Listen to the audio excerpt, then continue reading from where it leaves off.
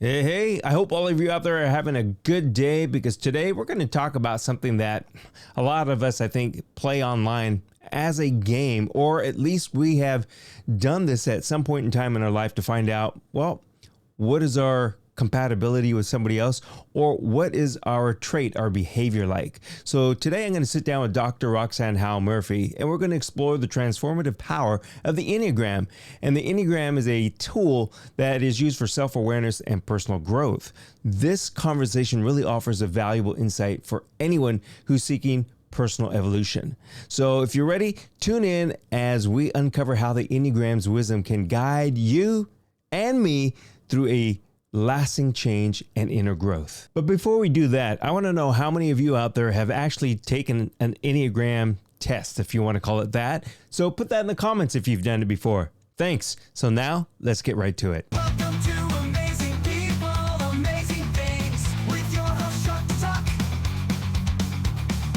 Are the 9 personalities, and correct me if I'm wrong on all this, with the Enneagrams, is that a solid, is it a fixed thing, or can it change as far as the different personalities go? Oh, well, that's a really great question. So the Enneagram itself identifies 9 points on this circle, and those reflect different personality patterns and configurations, and so that symbol exists. That part doesn't change. But what does change is that we can, I always recommend we start, if we want to find out where we land on this big map of consciousness, as I see it, then we want to, the easiest way to do that is to identify what patterns we most relate to. And we're going to be talking about patterns today, but those patterns are not fixed, and yet they can feel like they're fixed, like this is who I am, but they're just patterns, and we're not trying to get rid of all of our patterns. We've needed them in the past, and we, there's some things that we do on automatic that are necessary or very useful, but the patterns that get us stuck, and we're talking about getting stuck, the patterns that get us stuck, we can look at what's going on kind of underneath them, and we can there are interventions, Chuck. There are ways of understanding what's happening, and in reality, if I find where I land on this map, I also have aspects of all the other 9 points within me, and I have there's also kind of a natural movement to 2 or 3 other points, depending upon our level of stress and what is where we're growing in our life. So we're not stuck, really. We're not really stuck. I mean, there's a lot of movement in terms of the types. We can call types is such a weird word because it can feel like, oh, you're getting put in a box, and that's the last thing this is about. The last thing it's about. And yeah, like you're saying, you can have several different points, and I think what's that called, like your wing. So you might be an 8, and then you can have a 7 and a 9, or 7 and whatever 4. But we'll probably get into all of that. But I want folks to know I'm talking with right now, having a conversation with Dr. Roxanne Howe-Murphy. Before, when I looked at Enneagrams, I was going, well, I'm like 4 of these things, and they're like, I'm the opposite. I'm here and I'm there. So it really confused me at first. But what I learned since is it's really not a behavior. It's really not based on our behavior. It's more like a motivator, what motivates us. Is that a correct way? Yeah, that's a good way to look at it. There is kind of popular in the media culture, social media culture particularly. Identify your type, and this is this is it. This is who you are, and that's why you do what you do. But that is skimming the top, and really the understanding what's below our patterns is really where, the focus is, the work is, at least for me, that's where its transformative power is. I wouldn't be involved in this work at all if it wasn't a vehicle for transformation. Because it's a way to see beyond the patterns. Because you know what the patterns do? Like if we identify, and we're going to talk about identity is a big part of this. If we mostly identify with a particular number, particular type or point, then we can think that that's just our nature, that's who we are. But what's really happening underneath is that, the personality is a coping mechanism. It's how we learn to cope with those things that we don't otherwise feel prepared for. And we've had these patterns develop from a very, very young age. And they've been necessary. It's not making them bad at all. But it's a coping mechanism. And underneath that coping mechanism, there's something else that is really juicy about us. That's what I loved about it. I was so excited to come on your show because we are amazing. We are amazing. And as we kind of loosen attachment to a particular set of patterns related to a type, as we lose attachment and kind of have more flexibility around it, it changes things in our lives. We look at life differently. We approach life differently. So that's what's exciting. There's just one other thing I wanted to. There's so much I could say, but a response to your note about I related to like 4. Our behaviors can be very similar. Let's say that I love to read and I love to understand things, and there is a particular point, 5, that I use language from the Riso Hudson School, the investigator. It doesn't, and the investigator is like really focuses on wanting to understand and explore every kind of little detail of a particular subject. Just because you love to read doesn't mean you're a 5. That you identify with 5.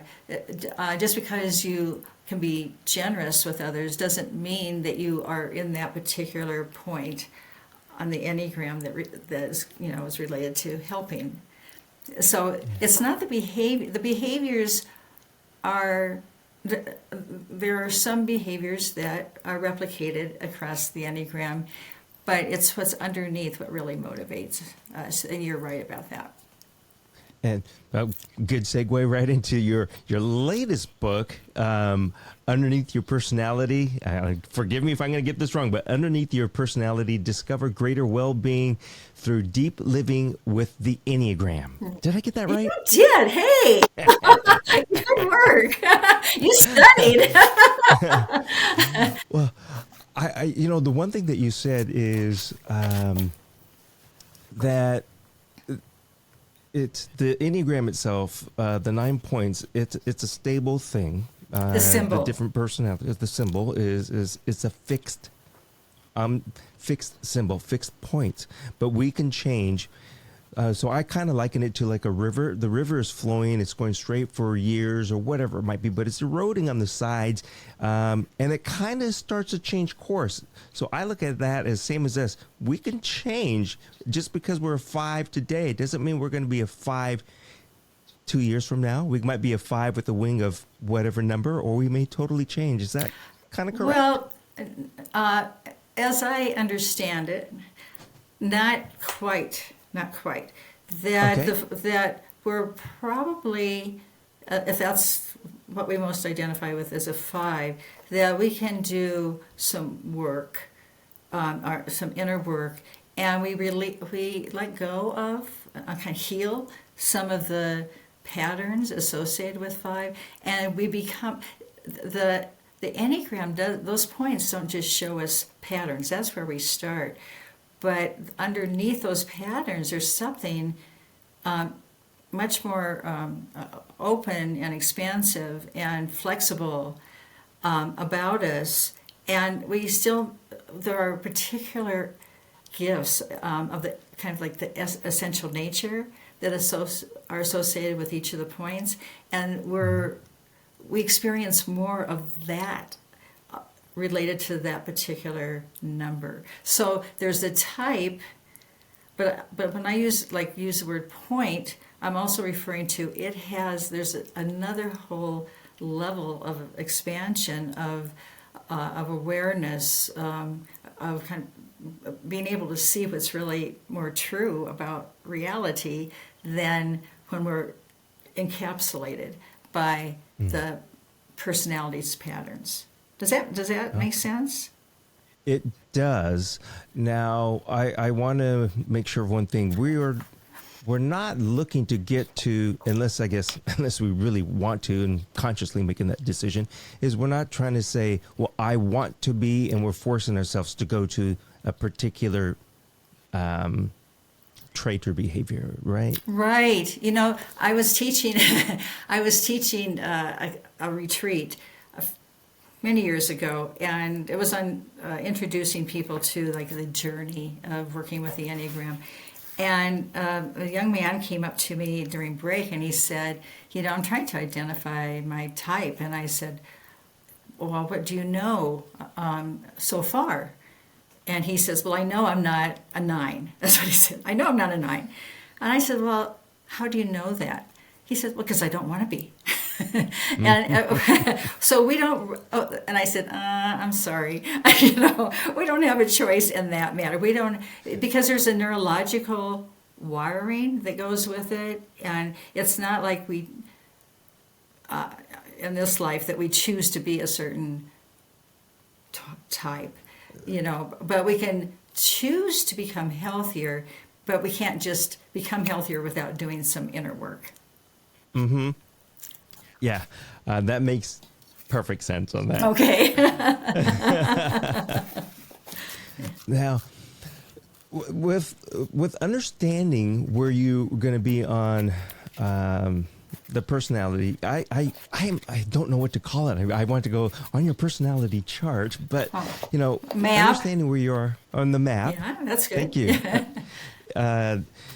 Does that and can that really help a person in life? I mean, will it help them in love life? Will it help them in work life? Will it help them in every aspect of their life? Can it? Absolutely.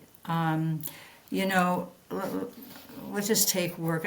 Somebody just popped into my mind. I was going to a person for a personal service, and I left her work.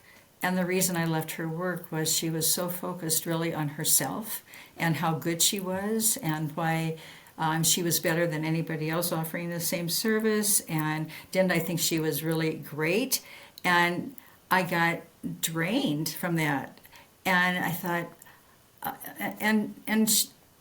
wasn't in a position, I'm not coaching her. She hasn't asked for my feedback, so it's not my place to say, hey, there's another way.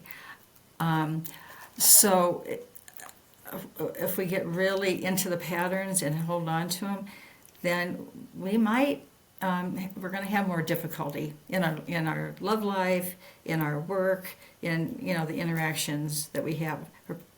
It's going to make life more troublesome, aspects of life more troublesome. And if we identify with and say, oh, I really relate to this one point, and I realize most of us are hard on ourselves at some level. There's a thing called the inner critic that we all have. It's part of the personality structure, actually, but in the one point, it's particularly strong. It's like front and center. And she said, I'm really stuck here. I don't know how to kind of not judge myself so severely. And so, it was one of the persons that had come to me, and we worked at different levels and doing lots different areas of life. She's absolutely a delight. It's not that the inner critic doesn't come up, but she knows more how to relate, how to change her relationship to it so she doesn't take it so seriously. And when we, it's, have you heard us, hold ourselves lightly? If we take ourselves too seriously, what we're taking seriously is our personality for the most part. It's not that life isn't serious. There's a lot of serious things happening, but how do we respond if we take ourselves, our patterns, like this is the way to do it, and I'm going to show you how to do it, and you better do it this way. That's going to isolate yourself more, and people aren't going to want to play, in that territory. Yeah. That's almost like a narcissist. Well, the personality itself kind of likes to have particular attention, and so we're all narcissists to a certain extent, but less so if we're taking ourselves lightly. And, and so like for this particular person who I just adore, and I've coached a lot of people who are in that one space, and when they discover how they can work with that and access more of their joy, and more of the beauty in the world and more of what they offer to the world through still being oriented mission, things are important, there's important things to do in life, but recognizing that they're not the only ones, and that there's other people that can take on some of those responsibilities, and just being more, it's called awareness, Chuck. It really is. This is what we're talking about, it becoming more aware of how we get stuck. And most of us think, it's just who we are, and this is what we have to live with, and it isn't. That's what is so amazing about recognizing that we have the choices that we have, that we don't even see if we're kind of stuck in a set of patterns. Well, if folks go to your deeplivinglab.org, can they find out more information about what we're talking about? That's the organization that offers resources based on my work primarily. And yes, so there is a download at deeplivinglab.org. It's a nonprofit. And they'll get, this is the Deep Living book. And they'll get a free download. Again, just signing up, get a free download on this book. And then I'll just say that if they go to my personal author site, we're very connected to the lab, but if they go to my personal site, then this is the book you were talking about, Underneath Your Personality. And there's a free download of the first 25 pages from this book that kind of gives you an introduction. This book came this year, as you said. It came after this big book, the Deep Living book, but it's based on the Deep Living book. So it's kind of an introduction to deep living, to the deep living work, and to the book, and this podium. It's not meant to be read in a night. But this is like a great resource. And to see most people, if they haven't kind of identified where they land, they'll probably get it from this book. The intro book is too intro to really find out, to discover where you land. You get some hints. You get some hints to it, though. And just to let people know, your personal site is just your name. It's RoxanneHowe-Murphy.com. And even though you're doctor, we're not putting doctor on that one. No, that's okay. No, that's right. But to get this book, if you just go to deepwithin.co, that'll take you right to my site. Deep within. Oh, Deep within. Co. Yeah. Okay. Lots of ways to get to us, right? Yeah, I was gonna make that comment. Say, hey, you're hitting all the points. Would you mind just kind of quickly telling us the 9 personalities that that we're talking about? Because I'm sure that there's a lot of people they've heard of Enneagram, but they don't exactly know what the 9 points are, the 9 personalities. Yeah, and again, what I want to say, I could do that as briefly as possible. What I really want to emphasize about this is that even the word can kind of go, oh, that's kind of interesting. That might kind of sound like me. But it's to really identify where we land generally requires some real exploration, and some people don't get, like you were saying, you could say, well, I think I could be this type, but I could be this type, I could be this type, and there's a relationship between some of these types that We're looking at this triad, so it's a triangle, or it's not. The way I'm going to look at it, correct me if I'm wrong on this, is it's not a linear, meaning that they're not all exactly equal. The triad, triangle, I've got my center point. If my center is a 9, that's my strongest, and then I have my other points. Is that kind of how it works, or is it, I'm equal across the board, I'm equal 4, equal 9, equal 5? no, almost everybody has what we would call a relationship to a dominant pattern. And it's a range of patterns. It's a continuum from being kind of tightly held patterns to loosely held, lightly held patterns and ways of being in the world. So it's if I'm dominant in 9, and I happen to be, then I also have a relationship. There's 2 wings. I could be 8 wing or 1 wing or both. All right. So now we have a potential of 2 or 3 influences here in life, and then there are times when I would move to. It's not like I consciously do this, but there's something that pulls me to move to the 3, which is the achiever, and that's one of the assertive types, the achiever. And there's other times when I'll be more my inner world will be more drawn, in my behavior drawn to the 6, the loyalist.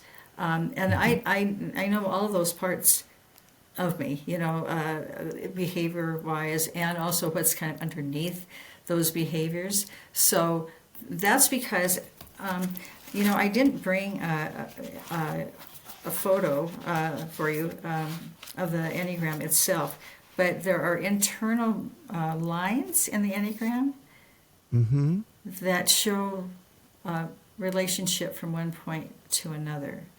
So I could do that in another time, Chuck. But so those internal lines actually mean something in that symbol. Yeah. It's like I said, there's so much about this because the inner lines intersect also, and those are different points. Yeah. So we're talking about if I'll just call the dominant 9 of your personality, and then we're talking now about the triad, or I think some refer to as the wing. There's wings, right, for each type. There's, and it could be that one is much more elevated, in one's personality than the other wing, but often the other wing develops more, as well. So then there's kind of more balance potentially. So it's the numbers, the points on either side of the main point that we're talking about. So for point 3, what's closest to it are the 2 and the 4. Okay. Yeah. So again, so much into this. Now, would you call this a science, or is it something else? It's a body of wisdom. There is science involved, and I'd had colleagues that have just been doing a lot of work on around the science behind this work. It's psychological, it's spiritual, it involves our whole being, actually, involves how we think about things, involves our emotional work and our connection to our hearts, and it also involves what we call the belly center, or our body's knowledge, a sense of intelligence. So we have kind of 3 centers of intelligence that are all integrated in this work. So it's body, mind, spirit. And you kind of said this earlier on in our conversation. It's we are, number one, our own worst critic type of thing. I think that is one. We also have a difficult time of being honest with ourselves. Yeah. And I know a lot of people do these Enneagrams online or whatever it might be as fun, as a game, but in their minds, they want to be something. So rather than being honest with themselves or portraying what they want to be, then they get the incorrect Enneagram or incorrect personality reading. And then they begin to say, well, that I don't believe in that. That's not the way it is. Or they say, oh, that's what I'm like. But they're really not, because they were forcing themselves to that way. Yeah. So it's, how would somebody, well, they need to go to somebody like you, or somebody that is going to, I'm going to use this word, diagnose, and help them through the situation of figuring out really where are they on this personality map. Well, you're right. There are some good tests online, a couple that are validated. But for the most part, I don't encourage that widely, because for exactly the reason that you said, that the results can get skewed, and then it says, oh, gosh, I'm dominant 7. Oh yeah, I do like to have fun. Okay, so that's the reason I do it. But there's something that they're missing, and it might be that they've gotten the results that are skewed, or that they are then taking it on, and it's kind of reifying, confirming, oh, this is the way I should be, and so this is unlike other kinds of personality approaches to personality, because it takes a little more exploring and digging into. So one of the ways that at the lab we have people who can help people self-identify. It's very hard to tell somebody, oh, you're a such and such, and a lot of people are doing that. I've had so many clients say, well, I was told I was a such and such type, and I don't get it, or they've forgotten where they landed on the map. And it's like, so I don't know. It's like it wasn't important. But it becomes important when we actually get it land, and we begin to see, oh, I always interpreted that person's way of interacting with me as, that they didn't care, or that they were being dismissive, rather than, that's my interpretation, and it comes from something inside of me. And so nobody else can really know another person's type for sure, because it's so internal, Chuck. And that's the reason that we recommend people go through like an interview process, and go through a process where they identify or look at the different patterns and like what most relates, and then it can be asked like, well, how has that affected your life? What do you know about that? What have been some of the consequences of that? How has it helped you? How has it hindered you? And then and sometimes people have like 2 or 3 then of these points that they're looking at. Well, I'm not sure if I'm dominant in this, or if I land here, or I don't know. So it's just more exploration, and it is about awareness and honesty. It was beautiful that you said that. Thank you, because it's hard to be sometimes that honest. I initially typed myself as a 2 helper, And because I thought, I'm generous, I give to people, I'm always offering to people, I'm very much a people person. And then I realized, when I really got into it, I'm not. I don't have the same underlying motivators, and I'm not really nearly as generous as some people who are dominant into, And then it took me a while, and I found, what was really true for me. And it was like, you're kidding. It was like this close. I just couldn't see it because it's like it's woven into our psychic wallpaper, and so it can be challenging to actually identify, and it's worth the journey. And then how it can help is choice is created. We don't always have to respond the same way. Sometimes our responses might be really perfect for the situation, but if we always rely on the same patterns, it's not always going to be perfect, and so we don't have choice. We don't know that we have choice. So much of this is about creating more freedom, internal freedom to experience like more of what's really true for us. And then just going back to the helper, I've had people who are dominant in that and say, oh, but I don't want to not be generous. It's like, oh my gosh, you'll always be generous, but you'll include yourself in it, and you'll take care of yourself, as you'll value yourself and come to love yourself more because you're doing that. And then your generosity comes from a whole different place. It doesn't come from guilt. Yeah.